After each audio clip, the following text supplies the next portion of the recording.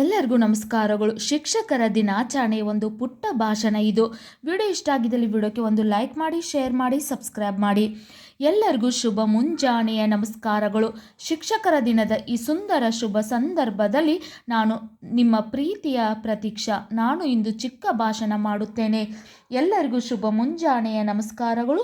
ಶಿಕ್ಷಕರ ದಿನದ ಈ ಸುಂದರ ಶುಭ ಸಂದರ್ಭದಲ್ಲಿ ನಾನು ನಿಮ್ಮ ಪ್ರೀತಿಯ ಪ್ರತೀಕ್ಷಾ. ನಾನು ಇಂದು ಚಿಕ್ಕ ಭಾಷಣ ಮಾಡುತ್ತೇನೆ. ಮೊದಲಿಗೆ ನಾನು ನಿಮಗೆಲ್ಲರಿಗೂ ಶಿಕ್ಷಕರ ದಿನಾಚರಣೆಯ ಶುಭಾಶಯ ಕೋರುತ್ತೇನೆ. ಶಿಕ್ಷಕರ ದಿನವು ಡಾಕ್ಟರ್ ಸರ್ವಪಲ್ಲಿ ರಾಧಾಕೃಷ್ಣರವರ ಜನ್ಮದಿನವಾಗಿದೆ. ನೀವು ಭಾಷಣ ಮಾಡುವಕ್ಕಿಂತ ಮೊದಲು ಅಲ್ಲಿ ಇದ್ದಂಥ ವೇದಿಕೆ ಮೇಲಿದ್ದಂಥ ಎಲ್ಲ ಗಣ್ಯಮಾನ್ಯರಿಗೆ ಶಿಕ್ಷಕರ ದಿನಾಚರಣೆಯ ಶುಭಾಶಯಗಳು ಅಂತ ಹೇಳಿ ಭಾಷಣ ಪ್ರಾರಂಭಿಸಬೇಕು. ಹಾಗೂ ನಿಮ್ಮ ಮೆಚ್ಚಿನ ಶಿಕ್ಷಕರ ಹೆಸರು ಕೂಡ ಮೆನ್ಷನ್ ಮಾಡಬಹುದು. ಇಲ್ಲಿ ನೆರೆದಿರುವಂಥ ಎಲ್ಲ ಶಿಕ್ಷಕರಿಗೂ ನಾನು ಶಿಕ್ಷಕರ ದಿನಾಚರಣೆಯ ಶುಭಾಶಯಗಳನ್ನು ಕೋರುತ್ತೇನೆ ಅಂತ ಹೇಳಿ ಕೂಡ ಭಾಷಣ ಪ್ರಾರಂಭಿಸಬಹುದು.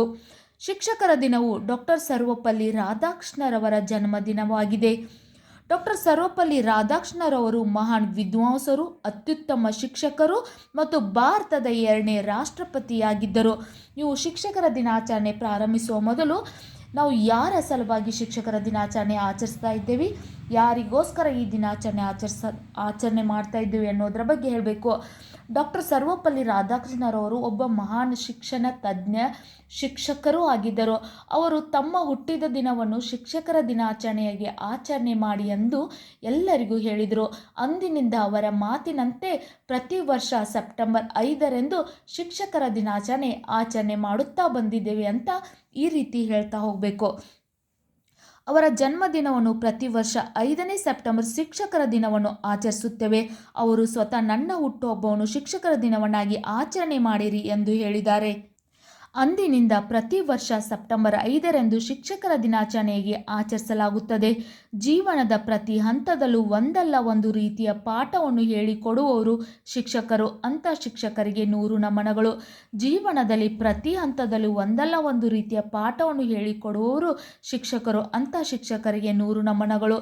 ತಾಯಿ ಜನ್ಮ ನೀಡಿದರೆ ಶಿಕ್ಷಕರು ಜೀವನ ನೀಡುತ್ತಾರೆ.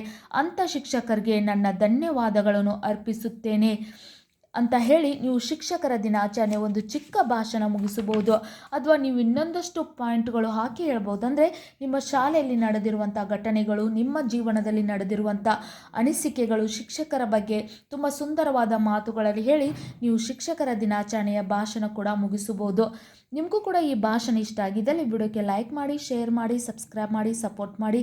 ಯಾವುದೇ ವಿಡಿಯೋ ಬೇಕಂದ್ರೂ ಕಮೆಂಟ್ ಮೂಲಕ ತಿಳಿಸಿ. Thank you.